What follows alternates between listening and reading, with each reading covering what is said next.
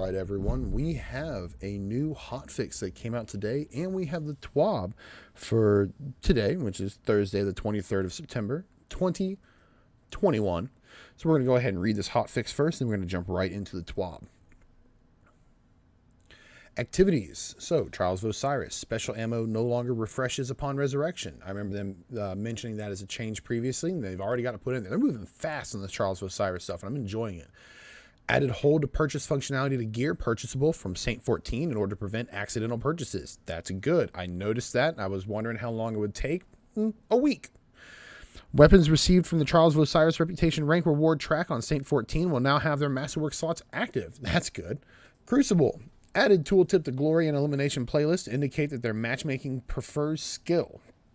Okay, so Glory and Elimination do have skill-based matchmaking, and it will actually show that on the tooltip for them. Seasonal. Fixed an issue where some players were unable to complete Wayfinder's Voyage 1 if Petra didn't appear after interacting with the compass. I never ran into that. I think... Actually, you know what? I want to say I did, and I ended up reloading, and then she was there. So I'm not sure what's going on with that. But hey, yeah, if you had that problem, it's been fixed.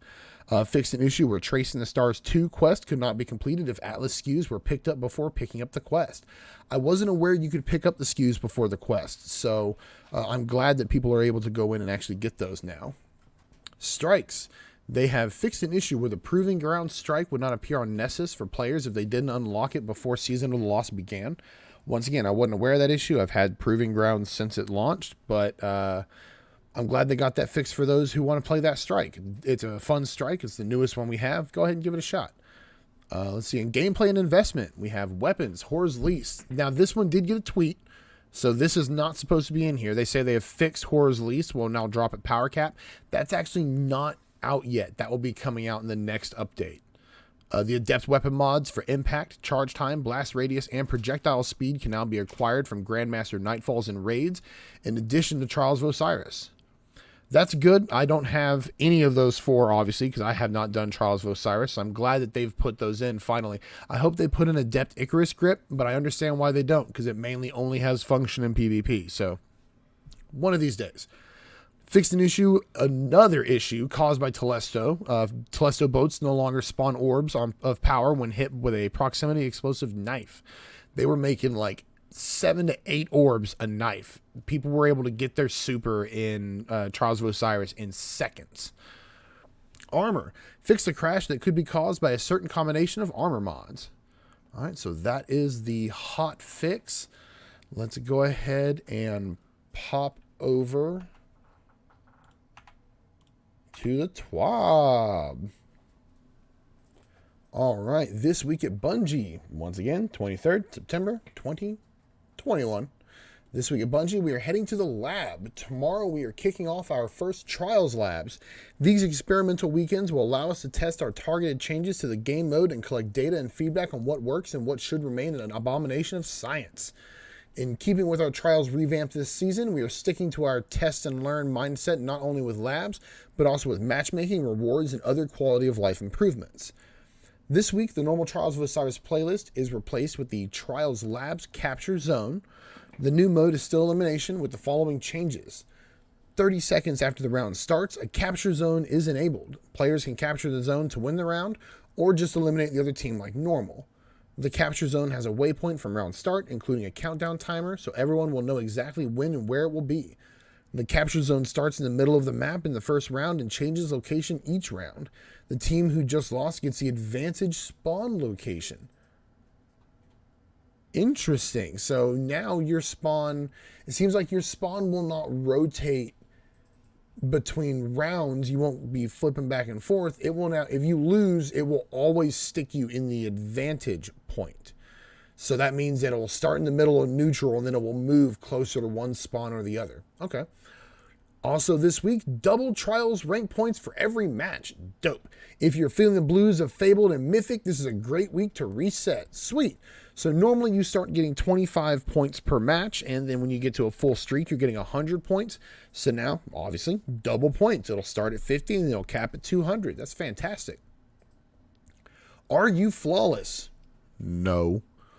We tried something new for Trials this past weekend, something that has been requested in feedback since Trials launched back in Destiny 1. We tested out separating off flawless players and their fire teams from players who hadn't yet gone flawless that week.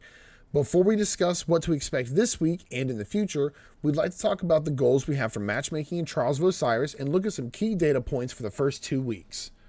One of the main changes we made with Trials this season was to allow solo and duo players to queue up. This had 2 main benefits. It allowed players a low barrier of entry and expectation to try the mode out, and more importantly, it increased the population enough that fire teams of mid-skilled players landed more wins than if they'd only matched against other mid-skilled or high-skilled teams. Solo players are a key to the entire system working. For example, in our first week, a whopping 54% were full fire teams versus solo duos. Cut to this week, where only 45% were fire teams versus solo duos. A pretty sharp drop. I wonder why. To get enough solo players in, we need to offer rewards that are good enough and matchmaking that feels reasonable regardless of skill level. Right now, we have engrams that you can grind for, as well as attractive 7-win rewards, but only if you win. So, keep solo players playing. We learned a lot from the first 2 weeks of solo matchmaking. Week one, solo wins 23% of games. Blowouts, 5-0 losses, 38% of games.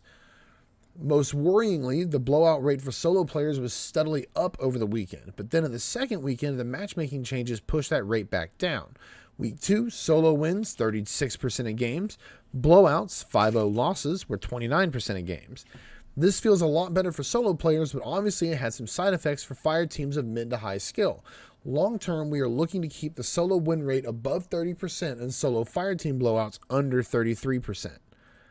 So that's one of those things that is super tricky for them to be working on, because trying to make something that is going to take into account other players' skills to calculate a certain percentage of players that will go that weekend. What if somebody's just going hard that weekend? That's a super tricky thing to try to balance, and I don't envy that position that they're in. Keep game quality high and make sure more matches feel competitive, especially at 7 wins. We talked about blowouts as one way of looking for competitive matches. We also consider 5-1 matches as non-competitive. The sweet spot is really between 5-2 and 5-4. Those matches tend to feel good while playing, even if you end up losing. I agree. Playing solo trials these last 2 weekends, if I had a 5-0 or a 5-1 loss, it felt like shit. But if I had a 5-2, 5-3 loss, then at least we tried. At least we did something. It's just super frustrating to get blown out like that. In week 1, we saw 60% of matches end at either 5-0 or 5-1. In week 2, the number of non-competitive matches dropped to 52%, a nice improvement, but we would like to see this number drop to 30 to 40% over the long term. Keep matchmaking times low. One of our biggest goals is to keep matchmaking times low while still getting matches with good connections and a competitive outcome. We always keep an eye on matchmaking times, whether we have serious changes to the matchmaking landscape. In both weeks, average matchmaking times were pretty steady at just under 50 seconds per match. The only reason it was even that high was because players who started off on a terrible streak would end up in a matchmaking pool below the base pool that only looked for other players who had started off losing 10 rounds in a row. It's a very small pool with matchmaking times that last over 4 minutes before the system gives up and expands back to the base pool. We're going to be adjusting how the matchmaking help applies so no one gets stuck in the smaller matchmaking pool going forward. That was pretty frustrating because there were a few times I would lose consistently. And then I would go back into the trials and I would just sit there. And it would take 5-6 minutes until finally I loaded into a match. So I'm glad they're actually addressing it. I thought I was just having a problem at the time. I thought there were server issues or something. But nope, it put me in a different pool. Dope. Good to know. Other things that worked. We had just over 700k players this weekend, only 50k fewer players in week 1. This is higher than expected given a normal drop-off after launch combined with Distant Shore being a less popular map. Plus we had 253k players go flawless. Games were 10% longer, mostly due to more competitive games. Things that didn't work. We saw 34% less matches played overall, and the number of matches post-flawless dropped by 45%. We had reports of significant numbers of players resetting 5-0 or 6-0 cards, but we saw around 16k total cards that were reset while flawless but under 7 wins. Given the vast number of games and cards played, 2.7 million cards started this week, this isn't a lot, but it's something we were watching, and it is unhealthy for the mode if it becomes more common. Basically what they're talking about is people that were getting to 5-0 and 6-0 who could have gone flawless but didn't want to go flawless were resetting their cards because they didn't want to go into the higher pool. They just wanted to farm out wins. They just wanted to farm things out. And then once they were done at the end of the weekend, they went flawless the final time, turned in their card for the second flawless roll, and then just left. Normally, we see nearly 50% of the players who go flawless doing so with someone else who was already flawless. Last week, it was 56%. We see nearly 50% of players. Okay. All right, so what they're basically saying is they have a lot of people that go flawless, normally roughly half. But this was like a solid 56%. Well over half the players were being carried. This can either be a traditional carry or just playing with friends. That number dropped to 16% this week, which is unacceptably low for friend game content, which is absolutely correct. People who were going flawless already didn't want to try to go flawless again. They couldn't do carries because now they're suddenly in the flawless playlist. And being in the flawless playlist meant that every single game had a chance to just end the card. They're only playing with the people who have already reached that point this week. So, yeah, of course it was going to drop drastically. That is a huge drop in that turn. To address this, we are making 2 changes in week 3. Okay, we are waiting until Sunday morning reset to enable the flawless pool. All right. This serves as a middle ground between week 1 and 2. It is a semi-permanent placement for enabling the flawless pool. As always, we will be looking at both analytics and feedback, so keep telling us what is working and what isn't. We are working on some deeper matchmaking solutions, which we hope let us remove the flawless pool. Look out for more info mid to late October. Remove the flawless pool, huh? We are turning off the matchmaking help until you have placed at least 2 matches during the weekend. Played at least 2 matchmaking. Okay. In addition to the previously announced changes, players will no longer get special ammo replenished when they get revived. They added hold functionality to purchasing gear from Saint 14. Weapons received from the Reputation reward track now have their Masterwork slot. Unfortunately, while we previously announced that we would be removing the matchmaking counter for this week, the change wasn't quite able to be made for the 3303 patch. Okay, fair enough. Looking further forward, we expect to make another swing at matchmaking to keep some of the solo lower skill protections from week 2 without strongly negatively affecting flawless players. We are looking at adjustments to rewards for round and match wins on 7-win cards. Other than that, updates and Trials TWAB reports will be less common as we get Trials into a more stable state. Iron Banner is back next week, so after Trials Labs Capture Zone, Trials takes a week off and will return October 8th. On the cover. Earlier today, we announced our first digital fashion magazine dedicated to showcasing the fabulous style of Guardians. This is your time to shine, and this is the first edition of Threads of Light. Look at that. I guess, is it just going to be these 3? We partnered with 3 Guardians who had previously created their own fashion looks to highlight on our first cover. Yep. They posed for our cameras and outlined their looks for you to recreate. The next time you're on the red carpet, be ready to answer the questions. Who are you wearing with either Numbly, Muffin Bandit, or Vanguard Vogue? Numbly. All right. It's a pretty decent looking hunter. Interesting use of the exotic there. Muffin Bandit. Okay. Syntheseps. Look pretty good. Got that flaming helmet like beard going on. Vanguard Vogue. All right. Got the wings from is that called the Midnight Sun? I guess it is. All right.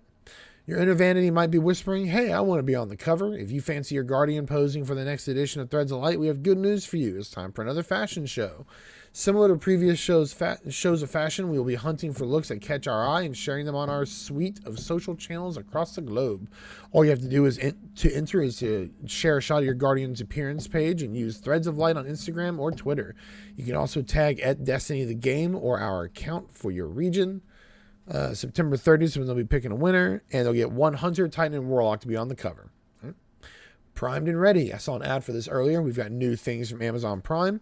Dark Horse Exotic Sparrow, Bandwagon Exotic Ship, Rust Punk Shell, and the hold on emote where you're just tapping on your phone. That's super disrespectful, and I love it. Seasons challenges. Another update went live. Yeah, we went over the hotfix at the beginning of this. All right.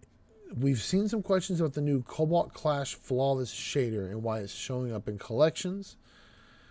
We've got Josh Kalinsky. All right. Hey, Guardians, I'm here to answer questions about flawless shaders such as Cobalt Clash, one of the shaders that can drop on gear obtained from the Lighthouse when going flawless in Trials of Osiris. Like Vizier Regalia before, these shaders are single-use shaders that come pre-equipped on gear obtained from the Lighthouse. We currently have a collections entry for Cobalt Clash, which states as sorts as complete a flawless trials ticket. While this is the means by which players gain access to the gear with the shader applied on it, we were not specific enough with our wording here, as these shaders are bound to the gear and are not unlocked for use on all items like other shaders in the game. We apologize for the confusion and will be removing the collections entry. Furthermore, we realize that this is not an ideal player experience and will be reevaluating how we distribute special shaders like this in the future. All right.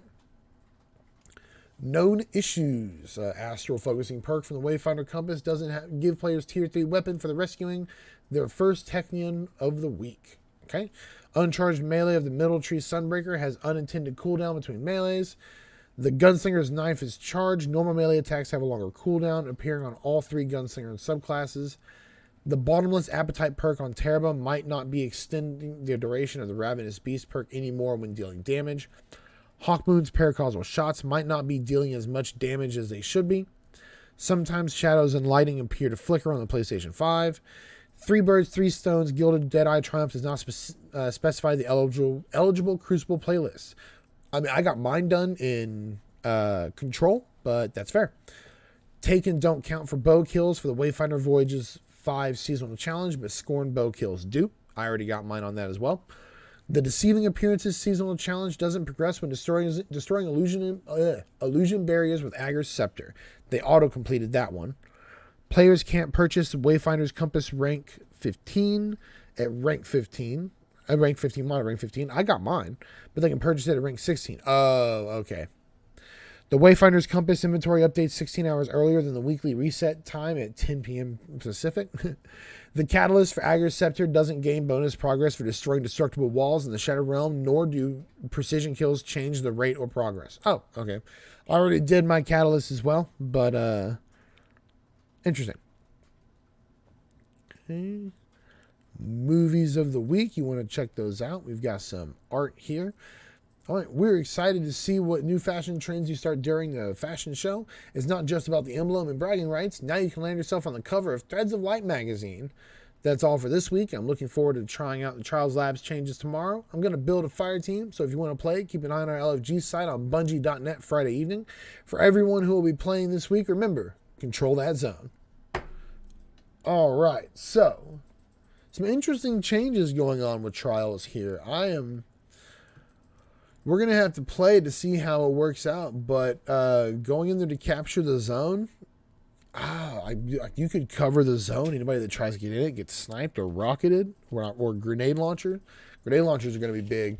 Wither Horde, I think, is going to be pretty big this weekend from crowd control. You'll probably see No Time to Explain a lot. We'll definitely see Vex Mythoclast and Messenger at the top of the boards again. We may also... I don't know about shotguns. Honestly, they're always usually at the top, but I don't know how effective they'll be at capturing a zone like this, because, I mean, if people are covering the zone and you try to rush in with a shotgun, you'll just get picked out. Any shotgun kills are probably going to be lucky kills or inexperienced. Fusion rifles, maybe. I can't really think of a fusion rifle that will work like that. Telesto, now that Telesto is working again, you can always put down traps with Telesto. But yeah, this is going to make this weekend very interesting indeed. Well, everyone, thanks for hanging out. This is the TWAB for today. Hope to see all of you in Trials this weekend, and I hope you all have a great day.